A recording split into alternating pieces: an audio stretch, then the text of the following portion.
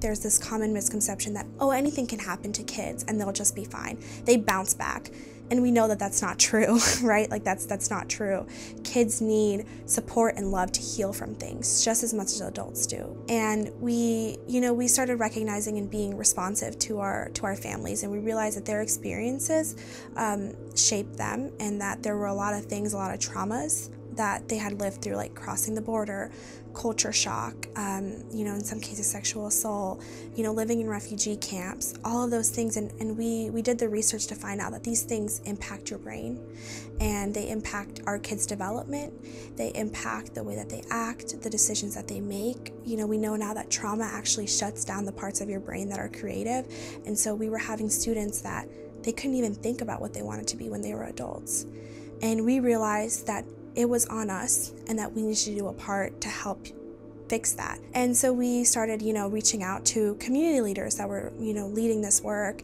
We started implementing strategies from our paint colors in our room to going from dark, harsh colors to more calming, soothing colors, implementing calming corners, implementing sensory toys into our conversations. And we started implementing the way that we spoke to students and making sure that we were never triggering a student, all the way to restorative justice practices and instead of punitive measures, and making sure that we are never punishing a child for their unconscious reaction to unfair things that have been done to them by adults or systems or governments.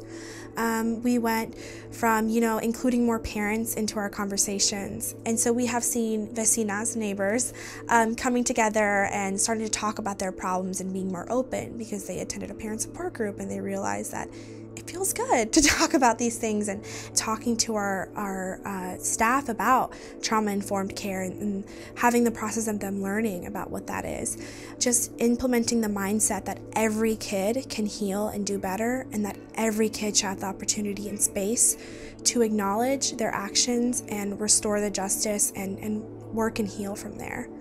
And it's made a world of difference in our students. We have one student he's 8 years old, and we had a book fair, and so they all got to take books home, and he actually picked a book about a spot of anger out of Dog Men books, all kinds of books. He picked a spot of anger, and he was like, this is something that I need to work on.